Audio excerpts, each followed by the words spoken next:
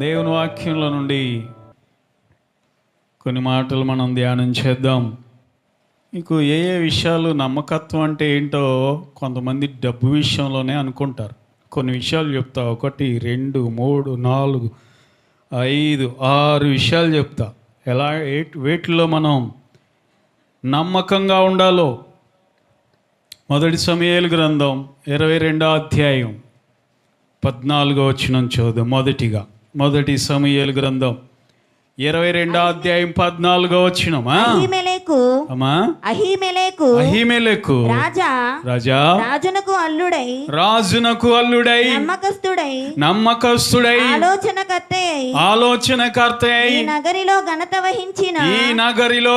వహించిన దావీదు వంటి వాడు సేవకులందరిలో ఎవడున్నాడు? సేవకులందరిలో ఎవరున్నారయ్యా? అతని పక్షం చాలు. అక్కడ ఒక యాజకుడు సర్టిఫై చేస్తున్నాడు దావీదు గురించి సౌలుతో. ఏమండి, మాంగారేమో అల్లుని చంపాలని పరిగెత్తుకుంటూ వస్తున్నాడు. ఎక్కడైనా ఉంటుంది ఈ ఘోరం? మామగారు అల్లుడిది ఏం కోరుకుంటారు? వినయ్ ఏం కోరుకుంటాడు? మామగారు, నీకు మామగారు లేడు, అత్తగారు ఉంది, ఏం కోరుకుంటుంది? నా అల్లుడు నిబ్బరంగా శుభ్రంగా నీట్గా ఉండాలి, చక్కగా అభివృద్ధి పొందాలి, మంచి డబ్బులు బాగా సంపాదించాలి, మా అమ్మాయిని బాగా చూసుకోవాలి, మా అల్లుడు కుబేరుడు అవ్వాలి అని కోరుకుంటుందా లేదా? అంతేగాని మా అల్లుడిని విషం పెట్టి చంపేద్దాం, ఇడ్లీలోనో కూరలోనో అన్నంలోనో పాయసంలోనో అని ఏ మామగారు అల్లుడు కోరుకు. అయినప్పటికీ దావీదు మాత్రము తన కుటుంబంలో తన ఇంటిలో అల్లుడై ఉండి నమ్మకమైన వాడుగా ఉన్నాడు. తన భార్య విషయంలో నమ్మకమైన వాడుగా ఉన్నాడు. తన మామగారి విషయంలో నమ్మకమైన వాడుగా ఉన్నాడు. తన అత్తగారి విషయంలో నమ్మకమైన వాడుగా ఉన్నాడు. ఈరోజు ఎంతమంది తమ భార్యల విషయంలో నమ్మకస్తులుగా ఉంటున్నారు? హలో పురుషులారా, మీ భార్యల విషయంలో నమ్మకస్తులుగా ఉంటున్నారా? ఇప్పుడు రాజకుమారు, మీ అత్తగారు నిన్ను తిట్టింది అనుకో, నీ ఇంటికి వచ్చినాక ఎవరిని తిడతావు చెప్పు, లేకపోతే ఒక దెబ్బ ఎత్తావు. ఎవరిని? మీ ఆవిడని. అది ఖచ్చితంగా చెప్పు. మీ అమ్మ నన్ను ఎందుకు తిట్టాలి? మీ అమ్మ వచ్చి నా కాళ్ళు పట్టుకుని సారీ చెప్పాలి, లేదా నువ్వన్న వెళ్ళిపో మీ ఇంటికి, నీకు నాకు సంబంధం అంటావనువా? మరి దావీదు ఎందుకు అనలేదు? మీ నానేంటే నన్ను చంపడానికి ప్రయత్నం చేస్తున్నాడు, నిన్ను చంపేస్తాం అని భార్యతో ఎందుకు అనట్లేదు? అలాంటి వాడు కాదు దావీదు. భార్య విషయంలో నమ్మకస్తుడు.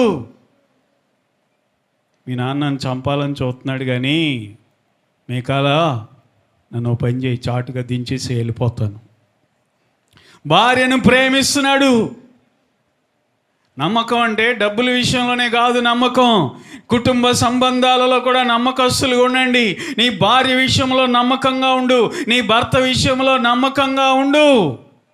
ఈరోజు నమ్మకం లేక కుటుంబాలు చిన్న భిన్నాలు అయిపోతున్నాయి. కోర్టులకు వెళ్తున్నారు, విడాకులు కూడా వెళ్ళిపోతున్నారు. ఈ మధ్య ఏంటో భార్యలు చంపేస్తున్నారండి భర్తల్ని. మరీ ఘోరమైన సంఘటనలు చూస్తున్నాం టీవీల్లో. ఇది ఎక్కడైనా విన్నామా? చిన్నప్పుడు భర్త చంపేసాడంటే అది వేరు, ఇప్పుడు చంపేస్తున్నాను. నేను చెప్పేది అబద్ధాలు కాదు, మిమ్మల్ని ఏదో నవ్వించాలని కాదు. టీవీల్లో ఎన్టీవీలో వస్తూ ఉంటాయి. రికార్డు కాదు, స్టోరీ బోర్డు. ఏ బోర్డు? స్టోరీ బోర్డు చూస్తూ ఉన్నాడు. వార్తలు కానీ పెడితే అవి వస్తూ ఉంటాయి ఒక్కోసారి. నేను అవి పనిమాల చూడనులే, పని కట్టుకుని. అరే కాబట్టి యవనస్తులారా, ఎందుకన్నా మంచిది మీరు పెళ్లి చేసుకునేటప్పుడు అవతల అమ్మాయి ఫోన్ నెంబర్ తీసుకుని పెళ్ళి అవ్వకముందే మాట్లాడండి. ఫ్రీగా మాట్లాడి పచ్చిగా అడిగేయండి, నువ్వు ఎవరినైనా ప్రేమించావా? ప్రేమిస్తే చెప్పు, నేను సైడ్ అయిపోతా అని మర్యాద చెప్పేసేయండి. ఎందుకని గొడవ? లేకపోతే మిమ్మల్ని అక్కడ పేగ బిసిగి దిండి మొక్కని చంపేస్తారు పెళ్ళయిన తర్వాత ఆ ప్రియుడితో కలిసి. ఇప్పుడు జరుగుతున్నాయి అయ్యే. నేను ఫ్రాంక్గానే చెప్తున్నాను, అమెరికాలో అలాగే మాట్లాడుకుని పెళ్లి చేసుకుంటారు. మనోళ్ళు వాళ్ళు ఎవరూ తెలియదు, అయినా మనం పెళ్లి చేసుకోవడం నమ్మి. ఈ రోజున భార్య భర్త ఎదుట నమ్మకంగా ఉండట్లేదు. ఇంట్లో ఉన్నంతసేపు చాలా మంచి దానిలాగా నటిస్తుంది, మంచి గృహిణిలాగా నటిస్తుంది. నా భర్తే నా సర్వం అన్నట్టుగా సూపర్ యాక్షన్ చేస్తుంది ఇంట్లోనే.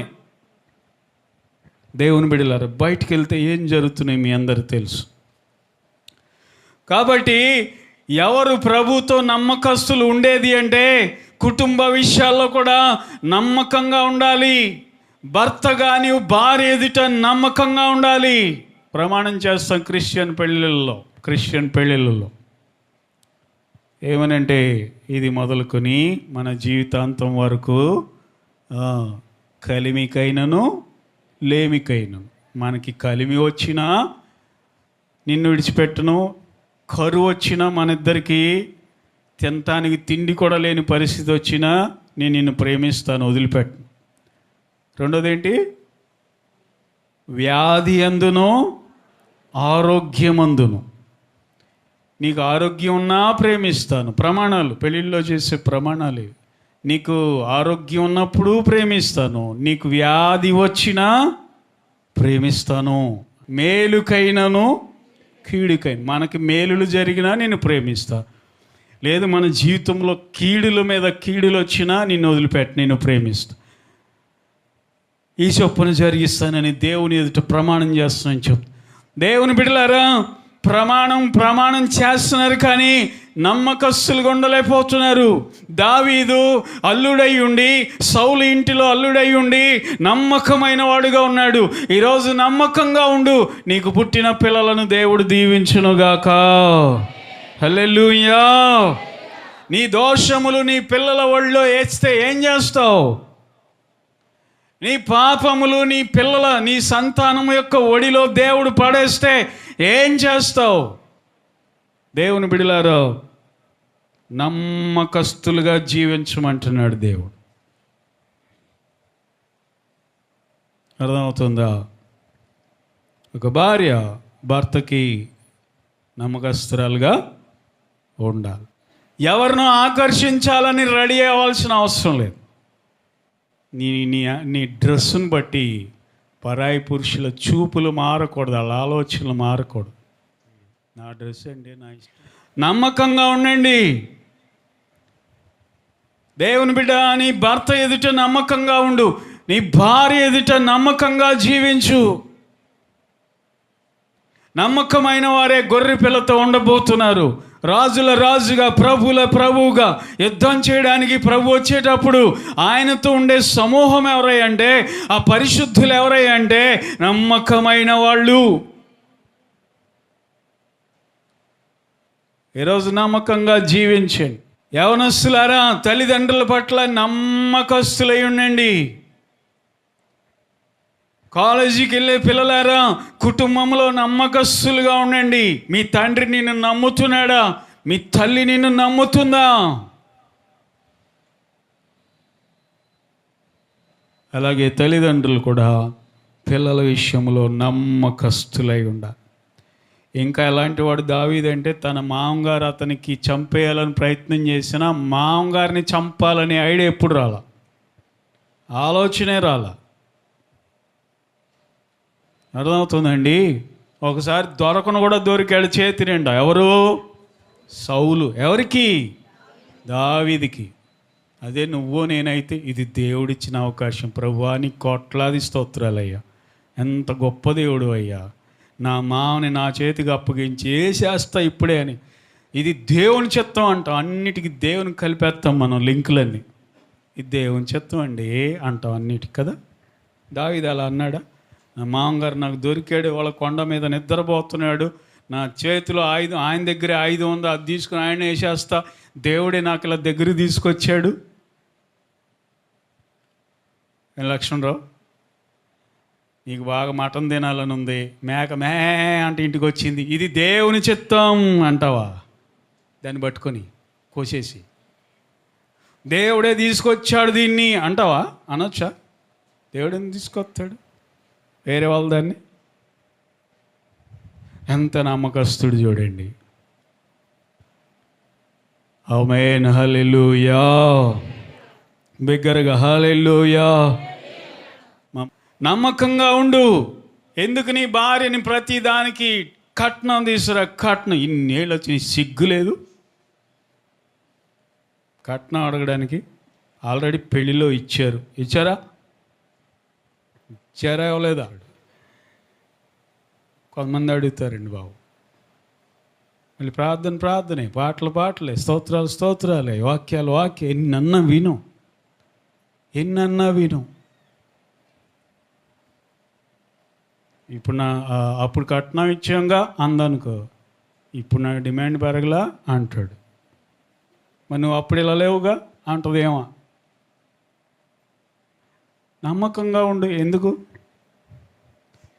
డబ్బులతో కట్టబడే బంధాలు నిలబడవు, ప్రేమతో కట్టబడే బంధాలే నిలబడతాయి, కానీ కట్నాల మీద నిలబడవు బంధాలు. నమ్మకంగా జీవించు, కష్టపడు, పనిచేయి. కుటుంబ విషయంలో నమ్మకస్తురాలుగా ఉండాలి. ఉంటేనే దేవుడు నీ పిల్లలను దీవిస్తాడు. నమ్మకమైన వానికి దీవెనలు మెండుగా కలుగుతాయి. రెండవది, నీ ఉద్యోగం విషయంలో కూడా నమ్మకంగా నీ ఉండాలి. దానియేలు గ్రంథం 6వ అధ్యాయము 4వ వచనంలో, 1 కుటుంబం విషయంలో నమ్మకంగా ఉండాలి. రెండవదిగా నీ ఉద్యోగం విషయంలో కూడా దానియేలు గ్రంథం 6వ అధ్యాయం 4వ వచనం, అందుక ప్రధానులను అధిపతులను రాజ్యపాలన విషయములో దానియేలు మీద ఏదైనా ఒక నింద మోపవలెనని ఉండి తగిన హేతువు కనిపెట్టుచుండిరి గాని దానియేలు నమ్మకస్తుడై ఏ నేరమైనను ఏ తప్పైనను చేయువాడు కాదు. దానియేలు నమ్మకస్తుడై ఉండి, రెండవదిగా నువ్వు చేసే ఉద్యోగంలో, దేవుడు నీకిచ్చిన అధికారంలో, రాజ్య పాలనలో నమ్మకస్తుడిగా ఉన్నాడు. చేయాలంటే ఎన్నో చేయొచ్చు. అర్థమవుతుందా? లాల్ బహదూర్ శాస్త్రి గారు మన భారతదేశానికి 2వ ప్రధానమంత్రి స్వాతంత్రం వచ్చిన తర్వాత. దానికంటే ముందు రైల్వే మంత్రిగా, మినిస్టర్గా చేశాడు. వాళ్ళ అమ్మలకి ఏం చదువురు, అది ఏం రాదు. యారా ఎక్కడ చేస్తున్నారు ఉద్యోగం అందాళ్ళమ్మ. రైల్వేలో చేస్తున్నాలే, నీకెందుకులే, ఊరుకో, నీకు డబ్బులు పంపిస్తాగా నేను అంటాడు. ఒకసారి రైల్వే మినిస్టర్ అయినాక పెద్ద మీటింగ్ జరుగుతుంది. రైల్వే మినిస్టర్ అయ్యాడు ఫస్ట్ లాల్ బహదూర్ శాస్త్రి గారు. మీటింగ్ జరుగుతుంది, అందులో ఆయన స్పీచ్ ఇవ్వాలి. ఆయన స్పీచ్ ఇస్తున్నప్పుడు వీళ్ళమ్మ ఆటో ప్రయాణమై వెళ్ళింది. ఆ రోజుల్లో ఏ ఉన్నాయోలే, బస్సు అయితే బస్సు ఏదో. ఆ మీటింగ్కి వెళ్ళింది, తెలియదుగా, చదువులేదు గేమకి. పక్కన వాళ్ళని అడుగుతుంది, అయ్యా మావాడు రైల్వేలోనే పని చేస్తున్నాడు అయ్యా, ఎక్కడ ఉండి ఉంటాడు అయ్యా, ఎతికి పెట్టండి అయ్యా, మినిస్టర్ అంటే తెలియదేమో మినిస్టర్ అయ్యాడని. ఎతికి పెట్టండి అయ్యా, రైల్వేలో ఏదో చేస్తున్నాను అన్నాడు. ఏం చేస్తాడు నాకు తెలియదు అయ్యా. ఎతికి పెడతాం కానీ మీ అబ్బాయి పేరేంటి? మా అబ్బాయి పేరా ఉందలే, లాల్ బహదూర్ శాస్త్రి. ఆయన మినిస్టర్ కదా. వెళ్ళి గబగబా ఆయన పిలుచుకొచ్చారు. మీ అమ్మ వచ్చింది. ఏంటి వచ్చావు ఇక్కడికి అన్నాడు. ఏం లేదురా, నేను చూసిపోదామని వచ్చాను. ఎలా ఉన్నావు, ఏంటి, ఏం చేస్తున్నావు రైల్వేలో అంది. ఏదోటి చేస్తున్నావు కానీ నువ్వు వెళ్ళిపో, చూసావు కదా, వెళ్ళిపో అని. ఆ తర్వాత స్టేజ్ మీదకి ఎక్కి స్పీచ్ ఇచ్చాడు రైల్వే మినిస్టర్ హోదాలో, సెంట్రల్ మినిస్టర్ హోదాలో. వాళ్ళు అడిగారయ్యా, మీ అమ్మగారికి మీరు మినిస్టర్ అని చెప్పలేదా? మావాడు రైల్వేలో ఎక్కడెక్కడ ఏదో పని చేస్తున్నాడు అంట, వచ్చిందేంటి, మీ అమ్మగారు మినిస్టర్ అయ్యావని చెప్పలేదా అంటే చెప్పలేదు. ఎందుకు చెప్పలేదు తెలుసా? నేను మినిస్టర్ అని చెబితే ప్రతి వాళ్ళని నా దగ్గరికి పంపిస్తుంది. ఆ ఉద్యోగం ఇవ్వయ్యా, వీళ్ళకి ఉద్యోగం ఇవ్వయ్యా, వీళ్ళకి ఆ పని చేసి పెట్టు, వీళ్ళకి అర్హత లేకపోయినా సరే నా దగ్గరికి పంపిస్తుంది. నేను ఉద్యోగంలో నమ్మకంగా ఉండాలి. ఎవరికి పడితే వాళ్ళకి మినిస్టర్గా ఉన్న నేను నమ్మకంగా ఉండాలి. ఎవరికి పడితే వాళ్ళకి ఉద్యోగాలు ఇవ్వకూడదు. దానికి కొన్ని అర్హతలు ఉన్నాయి, రూల్స్ ఉన్నాయి. ఎవరికి పడితే వాళ్ళకి డబ్బులు ఇవ్వకూడదు, ఎవరికి పడితే వాళ్ళకి సహాయం చేయకూడదు. రూల్ ప్రకారం నేను చేయాలి, రూల్స్కు నేను కట్టుబడి ఉండాలి. అందుకే మా అమ్మకు చెప్పలేదు అన్నాడు. ఎంత నమ్మకం చూసారా? ఆ తర్వాత ప్రధానమంత్రి అయ్యాడు మన దేశానికి, ప్రైమ్ మినిస్టర్ లాల్ బహదూర్. ఉద్యోగంలో అంత నమ్మకంగా ఉన్నాడు కనుక పై స్థాయికి వెళ్ళాడు ఆయన. అంత నిజాయితీగా ఉన్నాడు గనుక దేశానికే గొప్ప వ్యక్తిగా చిరస్థాయిగా నిలిచిపోయాడు చరిత్రలో. దేవుని బిడ్డలారా, నీ ఉద్యోగంలో కూడా నమ్మకంగా ఉండు. లంచాలేవో చూపుతున్నారా? వదిలేయ్. నీతిమాలిన పనులు చేయమంటున్నారా? వదిలేయ్. దేవునికి ఎవరు కావాలంటే నమ్మకమైన వాళ్ళు కావాలి. నీ ఉద్యోగంలో నీకు అప్పగించబడిన బాధ్యతలో నమ్మకస్తులు కావాలి. నమ్మకస్తులు కావాలి. దేవుని బిడ్డలారా, ఉద్యోగంలో చాలామంది నమ్మకస్తులుగా ఉండరు. స్త్రీలారా, ఉద్యోగానికి వెళ్తున్నారా? నమ్మకంగా ఉంటున్నారా? మీరు టయానికి వెళ్తున్నారా? టైంకి వెళ్తున్నారా? టైంకి వస్తున్నారా? మీ పై అధికారి ఉన్నప్పుడు ఎలా ఉంటున్నారో పై అధికారి లేనప్పుడు కూడా అలాగే ఉంటున్నారా? ఉంటే మీకు ప్రమోషన్లు వస్తాయి. దేవుడు మిమ్మల్ని హెచ్చిస్తాడు. మీ శాలరీస్ పెరుగుతాయి. లేదా తిమ్మిని బమ్మిని చేశారా, క్షణాల్లో ఉద్యోగం ఊడిపోద్ది. జాగ్రత్త. ఊడాలని కాదు నా ఉద్దేశం. మీరు నమ్మకస్తులుగా ఉండాలి. దేవునికి స్తోత్రం. హల్లెలూయా. బిగ్గరగా హల్లెలూయా. పనిలో కూడా నమ్మకస్తులుగా ఉండాలి. దేవుని బిడ్డలారా, మనం అన్ని విషయాల్లో నమ్మకస్తులమై ఉండాలి. నీ ఉద్యోగంలో, నువ్వు చేసే పనిలో. లోకాసువార్తలో రాయబడింది 16వ అధ్యాయం 10వ వచనంలో రాయబడింది, నువ్వు పనిలో ఎలా ఉండాలంటే చిన్న వాటిలో నువ్వు నమ్మకంగా ఉంటే మిక్కిలి కొంచెంలో నమ్మకంగా ఉండేవాడు గొప్ప వాటిలో కూడా నమ్మకంగా ఉంటాడు. బా, దేవునికి స్తోత్రం. హల్లెలూయా. ఒక స్టోరీ నన్ను చెప్పనివ్వండి. ఇంతకుముందు చెప్పిన స్టోరీ ఇది. ఇంతకుముందు ఆల్రెడీ మీకు చెప్పాను. ఒక టాపీ మేస్త్రి 40 ఏళ్ళుగా ఒక బిల్డర్ దగ్గర నమ్మకంగా పనిచేస్తున్నాడు. రాజీ పడకుండా. ఇసుకలో రాజీ పడలా, సిమెంట్లో రాజీ పడలా, ఐరన్లో రాజీ పడలా. బిల్డర్ ఎంత చెబితే అంతే పర్ఫెక్ట్గా కట్టేవాడు. ఇల్లు, భవనాలు కట్టేవాడు. ఒకరోజు మనసులో తిట్టుకున్నాడు బిల్డర్ని. ఎందుకు ఇన్నేళ్ళ నుండి పని చేస్తున్నాడు? నాకేమైనా చేశాడా మేలు? ఆ జీతమేగా, నాకేమి ఇచ్చాడు? ఈసారి నా వయసు అయిపోతుంది. వయసు అయిపోయేటప్పుడన్నా నేను ఏదో ఒకటి సంపాదించుకోవాలి. సిమెంట్లో సంపాదించుకోవాలి, ఇసుకలో సంపాదించుకోవాలి, ఐరన్లో సంపాదించుకోవాలని.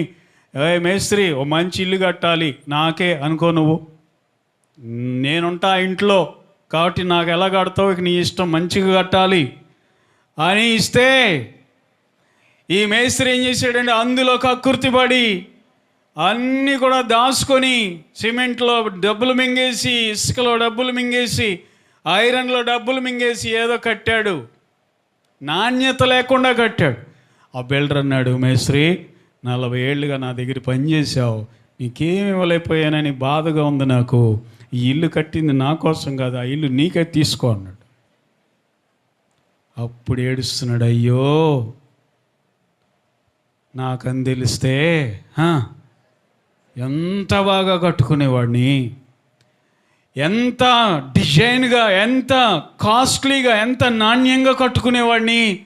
చివరిలో నమ్మకం కోల్పోయానే అని బాధపడుతున్నాడు. దేవుని బిడ్డలారా, మనము కూడా నమ్మకస్తులుగా ఉండాలని దేవుడు కోరుకుంటున్నాడు. దేవునికి స్తోత్రం చెల్లిద్దాం. హల్లెలూయా. మూడవదిగా దానములో కూడా నమ్మకస్తులుగా ఉండాలి. 2వ రాజుల గ్రంథం 12వ అధ్యాయం 15వ వచనంలో ఉంది. యోవాషు రాజు దినములలోనంట, 2వ రాజుల గ్రంథం 12వ అధ్యాయం 15వ వచనం, పనివారికి ఇచ్చుటకై ఆ ద్రవ్యము అప్పగింత పెట్టుకొనిన వారు నమ్మకస్తులని, ఆ ద్రవ్యము అప్పగింత పెట్టుకొనిన వారు నమ్మకస్తులని వారి చేత లెక్క అడగలేదు. వారి చేత ఏం అడగలేదంట? లెక్క ద్రవ్యం అంటే డబ్బు. డబ్బుల విషయంలో కూడా నమ్మకంగా ఉండాలి. ధనం విషయంలో కూడా నమ్మకంగా ఉండాలి. మనది కానిది ఎప్పుడు కూడా మనది కాదు, మనదైతేనే మనది. అర్థమవుతుందా? ఒకప్పుడు ఛానల్ క్రితం ₹10 దగ్గర కూడా నమ్మకంగా ఉన్నా. దాని మీద రేటు 9.5 ఉంది, ₹10 ఉంది. కానీ ఇది 9.5 అన్నాడు. అది తీసుకెళ్ళి పై అధికారికి ఇచ్చా. ఇది ఎంత అని అడిగాడు. 9.5 నాకు తెలుసులే 10 అంటావేమో అనుకున్నాను. దాని మీద రేటు 10 ఉంది. కరెంటు బల్బు ఛానల్ క్రితం, కొన్ని సంవత్సరాల క్రితం దాని మీద రేటు ₹10 ఉంది. కానీ దీని రేటు 9.5 అన్నాడు. ఆ షాప్ యజమాని 9.5 ఇచ్చి ₹10 ఇచ్చాడు. తిరిగి ఆ యజమానికి ఇస్తుంటే ఎంత ఇది అన్నాడు. 9.5 అన్న. Very good. దాని మీద రేటు 10 ఉంటుంది కానీ 9.5 నాకు కూడా తెలుసు అది అని మెచ్చుకున్నాడు. ఆ తర్వాత గొప్ప బాధ్యత ఇచ్చాడులే. దేవుని బిడ్డలారా, డబ్బుల విషయంలో కూడా చాలా నమ్మకంగా ఉండాలి. అప్పుల పాలైపోయావు పోనీ, తినటానికి ఆహారం లేకపోని పోతే పోతాం, సరైన బట్టలు లేవా పోనీ, ఎదుటివాళ్ళ డబ్బులు మనకెందుకు, పాములాగా కాటేస్తాయి అంట. పాములే కాటేస్తాయి, ఎదుటివారి మనకు అనవసరం, మనది కాందేది మనది కాదు. అర్థమవుతుందా? కనుక పనిలో డబ్బుల విషయంలో కూడా మనం నమ్మకంగా ఉండాలి. ధనం విషయంలో నమ్మకంగా ఉండాలి.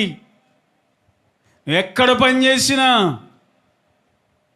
పొరపాటున ఏమైనా వచ్చిందా నీకు ఎక్స్ట్రా, ఏం చేయాలి? ఇచ్చేయాలా వద్దా? చేయాలి.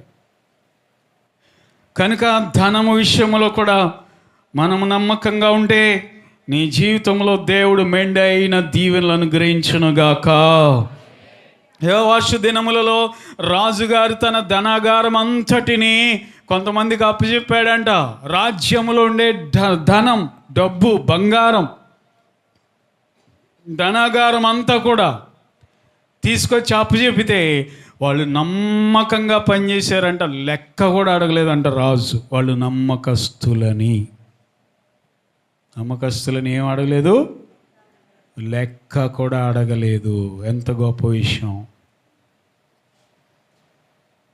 ఆమేన్, హల్లెలూయా. ధనము విషయములో మనము నమ్మకంగా ఉండాలి.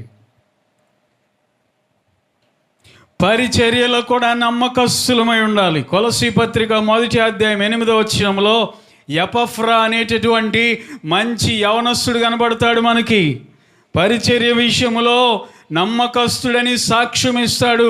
ఎపఫ్రా గురించి అపోస్తుడైన పౌలు, ఎపఫ్రా అనే మా ప్రియుడైన తోడి దాసుని వలన, ఎపఫ్రా అనే మా ప్రియుడైన తోడి దాసుడు వలన మీరు ఈ సంగతులను నేర్చుకుంటిరి, ఈ సంగతులు మీరు నేర్చుకుంటిరి.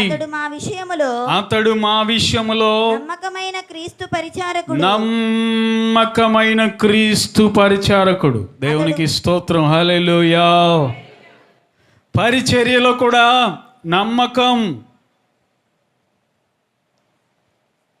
కొంతమంది పని లేకపోయినా పని ఉందని చెప్పేవాళ్ళు ఉంటున్న ఈ రోజుల్లో, అంటే మనవాళ్ళు కాదులే, వాళ్ళు నమ్మకంగానే ఉంటారు. పని లేకపోయినా నేను పలానా పనికి వెళ్ళాలి, నేను అక్కడికి వెళ్ళాలి, ఇక్కడికి వెళ్ళాలని అబద్ధాలు చెప్పి తప్పించుకుని తిరిగే వారు ఉన్నటువంటి ఈ రోజుల్లో కొంతమంది ఉన్నారు. నాకు పని చెప్పండి, నాకు పరిచర్య చేస్తా, ఇదని ఉంటే చెప్పండి. ఎపఫ్రా దైవజనుడి దగ్గర నమ్మకమైన వాడు. ఈ రోజుల్లో మీకు బళ్ళు ఉన్నాయి, మనకి కార్లు ఉన్నాయి. ఆ రోజుల్లో అసలు ఏం లేవు, సైకిల్ కూడా లేదు. ఆ రోజుల్లో నా కాలినాడికి వెళ్ళిపోవాలి దైవజనుడితో పాటు. కొన్ని 100 మైళ్ళు, కొన్ని 100 కిలోమీటర్లు పౌలు గారితో పాటు నడుచుకుంటూ వెళ్ళిపోవాలి. మండు టెండలో అయినా, జోరు వర్షంలోనైనా. ఇప్పుడున్న రోడ్లు అప్పుడు లేవు, ఇప్పుడున్నటువంటి వెసులుబాట్లు, ఇప్పుడున్న ఫెసిలిటీస్ అప్పుడు లేవు. అలాంటి కష్టకాలంలో ఎపఫ్రా అనే దైవజనుడు పౌలు గారితో నమ్మకంగా పరిచర్య చేశాడు. ఎపఫ్రా, రా, నీతో పని ఉంది, వస్తున్నానయ్యా. ఎపఫ్రా ఈ ఉత్తరం తీసుకెళ్ళి పలానాళ్ళకి ఇచ్చిరా. తప్పకుండానైనా. గొడుగు లేదు గయ్యా, బండి లేదు గయ్యా, అన్నీ లేదు. భోజనం లేకపోయినా ఉపవాసాలు ఉండి అంత దూరం వెళ్ళి దైవజనుడికి నమ్మకంగా జీవించారు. పరిచర్యలో నమ్మకంగా ఉంటున్నావా సోదరి సోదరుడా?